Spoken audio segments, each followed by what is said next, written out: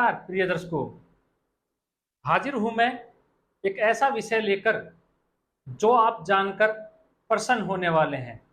चाहे जन्म कुंडली में एक भी राजयोग ना हो, उसके बावजूद भी जातक बुलंदियां हासिल करता है, अपने जीवन काल में सर्वश्रेष्ठ भोगता है, राजयोग भी उसकी कुंडली में नहीं है, उसके पश्चात ऐसा क्यों होता है, आज हम ये जानेंगे। अगर प्रिय दर्शकों अभी तक आपने मेरे चैनल को सब्सक्राइब नहीं किया है तो आप कर सकते हैं। ज्योतिष और कुंडली, आप आराम से एक ज्योतिषी भी बन जाएंगे।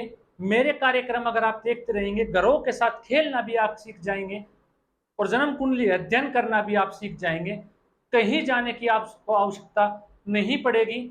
आप स्वयं घर बैठे अपने जन्म कुंडली और अपने परिवार की कुंडली का अध्ययन कर पाएंगे मेरे कार्यक्रम के माध्यम से। प्रिय दर्शक, मैं निरंतर मेहनत कर रहा हूं, निरंतर प्रयास कर रहा हूं, आप लोगों तक अपना ज्ञान पहुंचाऊं, आपको सिखाऊं।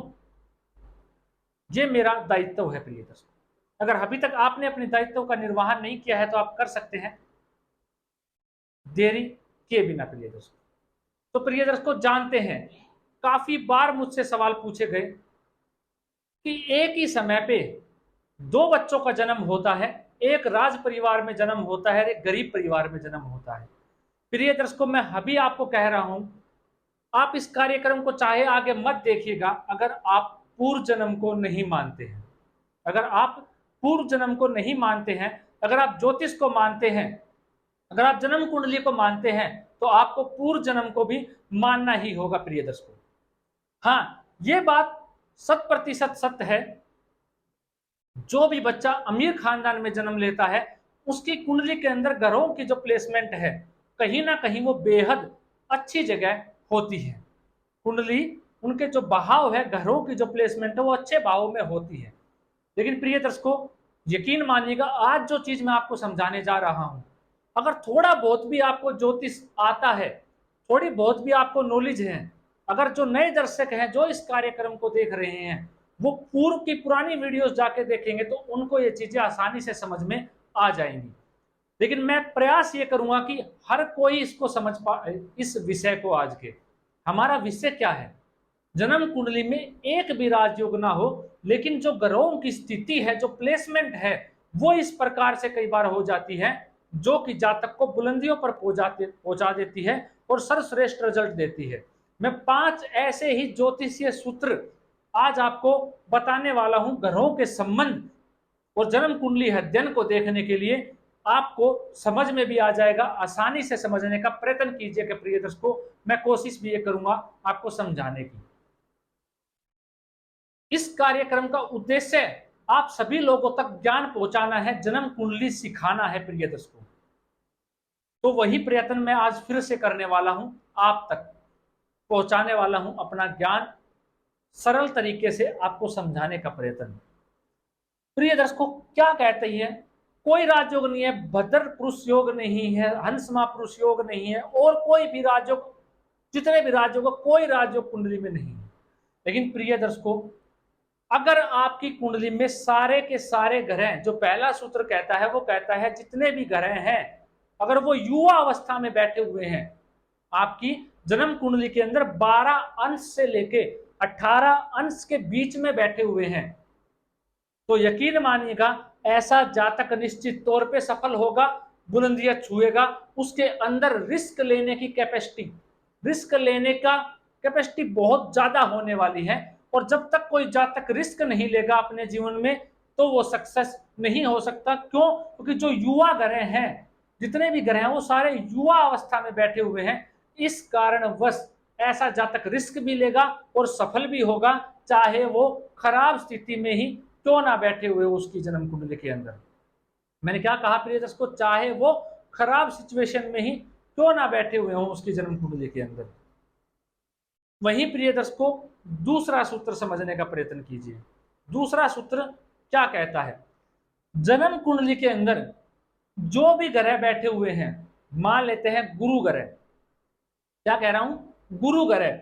गुरु ग्रह से जब शुक्र ग्रह केंद्र का संबंध बना ले, गुरु ग्रह से शुक्र ग्रह केंद्र का संबंध बना ले, तो भी वो ग्रह राजयोग की तरह ही फल देगा आपको। किसी भी ग्रह का आगे समझाऊंगा प्रिय दर्शकों। गुरु के साथ शुक्र कब केंद्र का प्रभाव बनाएगा? मान लेते हैं गुरु केंद्र में बैठा हुआ है, 1 4 7 10 ये केंद्र का प्रभाव हुआ, लेकिन गुरु के साथ लगन में हो जाएगा तो केंद्र का प्रभाव सप्तम में चला जाएगा तो दृष्टि संबंध बन जाएगा। लेकिन अगर वो चौथे भाव में और 10वें भाव में जाके बैठेगा तो उसका दृष्टि संबंध भी नहीं बनेगा, यहाँ पे केंद्र का संबंध बन जाएगा। तो भी जब भी कोई ग्रह केंद्र का संबंध बनाता है तो उसके भाव में भी वृद्धि हो जाती है प्रिय दर्शकों। आपने जाना दूसरा सूत्र। तीसरी चीज प्रिय दर्शकों क्या है? अगर हमें किसी भी चीज के बारे में जानना है, अपने जैसे कि हमें अपनी आत्मा के बारे में जानना है, हम आत्म तल से कितने मजबूत हैं तो सूर्य उसके बारे में हमें बताएगा। हम मन से कितने स्ट्रोंग है, हमारा मन कैसा है वो चंद्रमा हमें बताएगा। हमारा पराक्रम, हमारा पुरुषार्थ हमारे जीवन में कितना है वो मंगल ग्रह बताएगा। हमारी कुंडली के अंदर सुख हम कितना भोगेंगे, ऐश्वर्य कितना रहेगा हमारे जीवन में वो शुक्र ग्रह बताएगा। हमारी कुंडली में ज्ञान और हम कितनी ऊंचाई छुएंगे वो हमारे गुरु ग्रह बताएगा। बुध ग्रह की हमारा कैलकुलेशन कैसा होगा, हमारी बुद्धि कैसे रहने वाली है वो बुध ग्रह बताएगा। अगर हमें इनसे संबंधित जानना है, क्या कहा प्रिय दर्शकों, हमें अगर अपने मन के बारे में जानना है कि हम मन से कितने स्ट्रोंग हैं, हमारी माता का सुख कितना होगा हमारे जीवन में, चल अचल संपत्ति हमारे जीवन में कितनी होगी, तो जहां चंद्रमा बैठा हुआ है, जहां चंद्रमा बैठा हुआ है उसको हम लगन बना देंगे, वहीं चंद्रमा बैठा देंगे और जो ग्रह जैसे बैठे हुए हैं वैसे के वैसे बैठा देंगे तो हमारी मन की कुंडली बन जाएगी। किसकी बन जाएगी? हमारे मन की कुंडली बन जाएगी। अगर हमें अपने जीवन में सुख को देखना है कि हमारे जीवन में कितना सुख होने वाला है तो हमें शुक्र ग्रह सुख के कारक हैं, तो जहां भी जन्म कुंडली में शुक्र बैठे हुए हैं उनको लगन बना के बैठा देंगे और जो भी ग्रह बैठे हुए हैं उनसे देख लेंगे तो वो हमारे सुख की कुंडली बन जाएगी प्रिय दर्शकों। अब बात रही प्रिय दर्शकों एक बात जानने की, उदाहरण से समझिए। जो भी जातक अमीर परिवार में जन्म लेता है, जो जातक गरीब परिवार में जन्म लेता है, उन सभी की कुंडली में 9 ही ग्रह होते हैं और 12 ही भाव आपको देखने को मिलेंगे, लेकिन उनकी जो प्लेसमेंट है वो कहीं ना कहीं अच्छी मिलेगी। अब प्रिय दर्शकों आप सदैव सुनते आए हैं मेरे कार्यक्रमों में, जो ग्रह मारक हो जाते हैं या अकारक ग्रह होते हैं उनसे संबंधित, ना तो मैंने कभी स्टोन पहनने की कहा है आप लोगों को कि उनसे संबंधित रत्न पहनिए, हमें आवश्यकता सभी ग्रहों की है, सभी ग्रहों की हमें आवश्यकता है, सभी तत्वों की हमें आवश्यकता है हमारे शरीर को। तो जो ग्रह अकारक है और जो कारक है हमें सभी ग्रह चाहिए, लेकिन जो अकारक ग्रह होते हैं, जो मारक ग्रह होते हैं, कहीं ना कहीं उनके तत्व हमारी बॉडी में ज्यादा होते हैं, जिसके कारणवश उसके रत्न हमें नहीं पहनने चाहिए क्योंकि वो हमारे लिए समस्या उत्पन्न कर देते हैं। अब क्या हम अकारक ग्रहों को या मारक ग्रहों को अपनी जन्म कुंडली से निकाल के हम रह सकते हैं? नहीं प्रिय दर्शकों, हमें सभी ग्रहों की आवश्यकता है, सभी ग्रह हमें अपने जीवन में यापन करने के लिए चाहिए, लेकिन अब वो ग्रह किस सिचुएशन में बैठे हैं, वो हमें खराब फल देंगे अच्छा फल देंगे। अब हमें इस सूत्र को समझ लेना है। मैंने क्या कहा प्रिय दर्शकों, पहले ग्रह क्या होने चाहिए? युवा अवस्था में होने चाहिए, तो चाहे संबंध कोई राजयोग हो या ना हो तो भी वो श्रेष्ठ फल आपको देंगे, जहां तक कहीं ना कहीं सफल अवश्य हो जाएगा। दूसरा मैंने आपको क्या समझाया, मैंने आपको बताया कि केंद्र का संबंध बन जाए, जब भी किसी ग्रह का केंद्र का संबंध बन जाए, जैसे कि गुरु जब भी किसी ग्रह से केंद्र का संबंध बनाएंगे, जब भी गुरु ग्रह किसी ग्रह से केंद्र का संबंध बनाएंगे तो उसके भाव में वृद्धि कर देंगे गुरु ग्रह। तो गुरु ग्रह का कार्य ही वृद्धि करना है। शनि का कार्य दुख देना है, कुंडली में दुख का कारक शनि ग्रह है। तो मैंने आपको बताया अगर शनि को हमें दुख जानना अपनी कुंडली में तो शनि को लगन बना के हम जान सकते कि हमारे जीवन में कितना दुख रहेगा। वही प्रिय दर्शकों अगला सूत्र समझिएगा जो मैं आपको अब समझाने जा रहा हूं।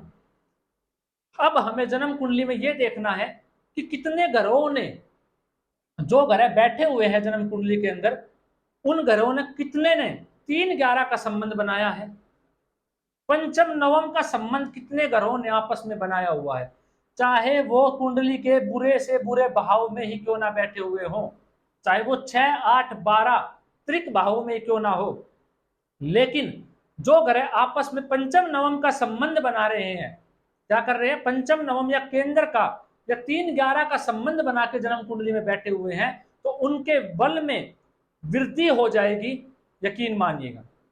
अब उदाहरण से समझिए, आपने शनि ग्रह से कुंडली बनाई, आप दुख जानना चाह रहे हैं अपनी जन्म कुंडली के अंदर, आप दुख जानना चाह रहे हैं, तो आपने शनि ग्रह की कुंडली बनाई और गुरु केंद्र में है शनि से, तो आप यकीन मानिएगा आपको जो बहुत ज्यादा दुख मिलना था उसमें कहीं ना कहीं कमी आ जाएगी प्रिय दर्शकों। क्या आ जाएगी, कमी आ जाएगी। और वहीं अगर आपने शनि ग्रह से देखा केंद्र के भाव में पाप ग्रह बैठे हुए हैं, जैसे राहु, केतु, सूर्य इत्यादि ग्रह शनि से केंद्र में बैठे हुए हैं, तो आपके दुख में वृद्धि हो जाएगी।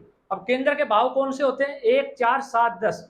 मान लेते हैं शनि आपके चौथे भाव में बैठे, यहां से 4 घर, केंद्र पहला घर ये, शनि के साथ में कोई पाप ग्रह बैठा हो, दूसरा चौथे भाव में शनि से गिनने पे कोई पाप ग्रह हो, 7वें भाव में कोई पाप ग्रह और 10वां घर शनि से ये लगन बन जाएगा यहां से, तो यहां कोई पाप ग्रह बैठा हुआ हो।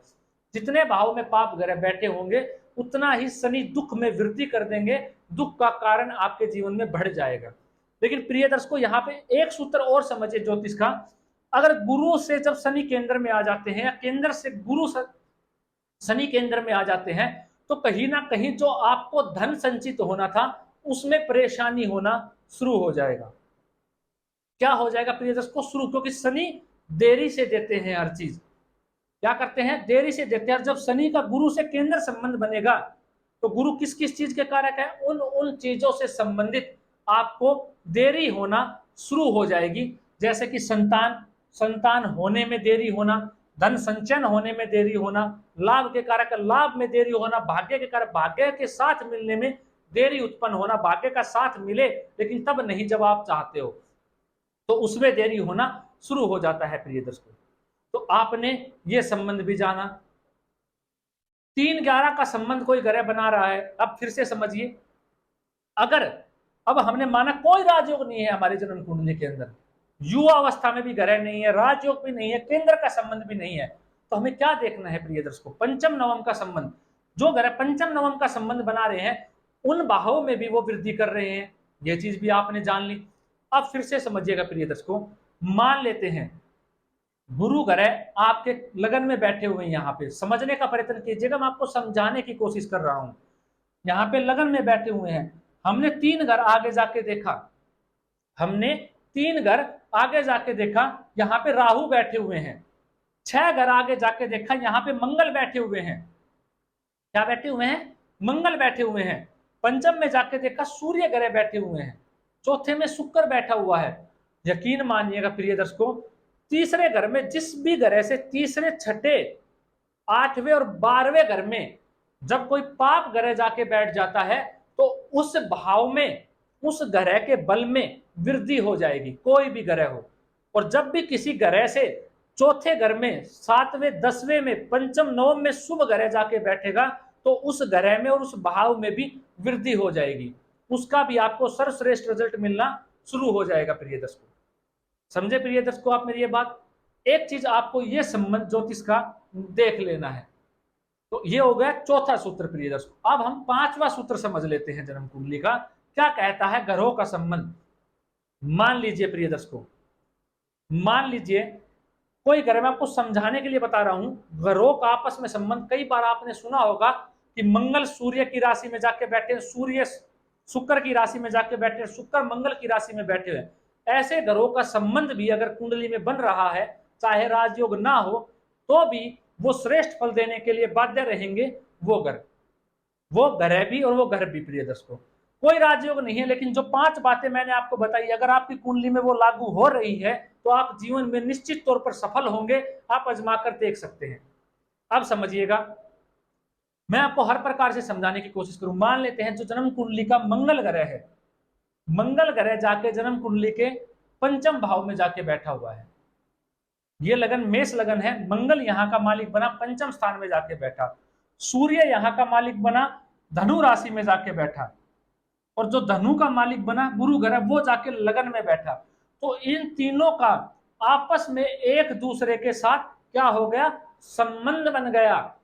मंगल सूर्य की में जाके बैठा, सूर्य गुरु की में, और गुरु घर है मंगल की राशि में जाके बैठा। अगर इस प्रकार के संबंध भी किसी की जन्म कुंडली में बन रहे हैं, आपकी में बन रहे हैं, तो भी ये सर्वश्रेष्ठ है। चाहे राजयोग ना हो फिर भी श्रेष्ठ रहने वाला है। अब प्रिय दर्शकों, आप कहोगे काफी बार बंदे जो जातक होते, जो प्रिय दर्शक होते हैं, वो ये कहते हैं कमेंट के माध्यम से कि मेरी कुंडली में तो ये राजयोग ही नहीं है, मेरी कुंडली तो सबसे खराब है, कोई भी राजयोग नहीं है। प्रिय दर्शकों, उन्हीं लोगों के लिए मैंने आज ये कार्यक्रम बनाया है। अगर वो इन चीजों को समझ जाएंगे, देख लेंगे, तो वो आज के बाद ऐसी बातें नहीं करने वाले। उदाहरण से समझिए, ये तो आप कहेंगे तो राजयोग ही हो गया, जन्म कुंडली में गुरु का जाके पंचम में, कोई भी लगन ले लीजिए, कोई भी लगन उदाहरण से समझिए, हम धनु लगन की कुंडली मान लेते हैं, यहाँ पे 9 नंबर लिखा हुआ है, यहाँ पे 9 नंबर लिखा हुआ है। जब 9 नंबर यहाँ आ गया, 9, 10, 11, 12, यहाँ पे 1 नंबर आ जाएगा। क्या आ जाएगा? 1 नंबर। तो जो मंगल ग्रह है वो जाके अष्टम भाव में बैठ जाते हैं।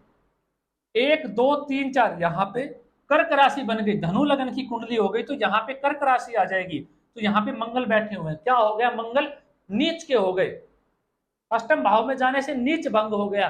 आपकी बात बिल्कुल सत्य है, मान लेते हैं। चलो, यहाँ पे धनु लगन की कुंडली, यहाँ पे मेष राशि, पंचम भाव का मालिक जाके अष्टम भाव में कर्क राशि में, नीच राशि में जाके बैठ गया। ठीक है, अब यहाँ का जो मालिक बना कर्क राशि है, कर्क राशि, यहां से चंद्रमा लाभ भाव में जाके बैठ गया। यहाँ पे 4 नंबर राशि थी, 4, 5, 6, 7, यहाँ पे शुक्र ग्रह की राशि मतलब तुला राशि में चंद्रमा जाके बैठ गया। कौन बैठ गया? चंद्रमा जाके बैठ गया। अब यहाँ का मालिक कौन बना? मैंने क्या कहा? मेष राशि। मेष का मालिक जाके बैठा कर्क राशि में। किसमें? मैं आपको समझा रहा हूं, यहाँ पे 1 नंबर मत समझिए, आप धनु लगन समझिए। कर्क राशि, मंगल जाके बैठा, मंगल का जाके बैठा यहाँ पे मालिक कौन? चंद्रमा। चंद्रमा कहाँ जाके बैठा? तुला राशि में। और अब जो तुला राशि का स्वामी है शुक्र ग्रह, जब वो जाके मेष राशि में बैठ जाएगा, इसमें मेष राशि में, तो ये क्या बन गया? आपस में ग्रहों का संबंध। कैसे बना? पंचम का मालिक जाके अष्टम में बैठा चंद्रमा की राशि में, चंद्रमा जाके शुक्र की राशि में, शुक्र जाके मंगल की राशि में, आपस में ग्रहों का संबंध बन गया। प्रिय दर्शकों, तो ये भी राजयोग की तरह ही काम करता है। जितना अधिक ऐसा संबंध आपकी कुंडली में बनेगा, तो भी ऐसा जातक श्रेष्ठ हो जाएगा, जीवन में सफलता अर्जित करेगा ही करेगा। प्रिय दोस्तों, आशा करता हूं बेहद सरल तरीके से समझाने का प्रयत्न मैंने किया है, मेरे ज्ञान और सामर्थ्य के अनुसार। आप भली भांति इस विषय को समझे भी होंगे और जाने भी होंगे। अगर आपका कोई सवाल है तो आप कमेंट के माध्यम से पूछ सकते हैं। मैं आप लोगों के कमेंट जो आ रहे हैं उनको साझा कर रहा हूं, और एक कार्यक्रम आपके कमेंट का ही मैं लेके आऊंगा, जिसमें मैं अपने ज्ञान के अनुसार प्रयत्न करूंगा, सामर्थ्य के अनुसार, कि उनका जवाब दे पाऊं। तो आज के लिए इतना, इजाजत दीजिए मुझे, मिलता हूं कोई नया कार्यक्रम लेकर। नमस्कार।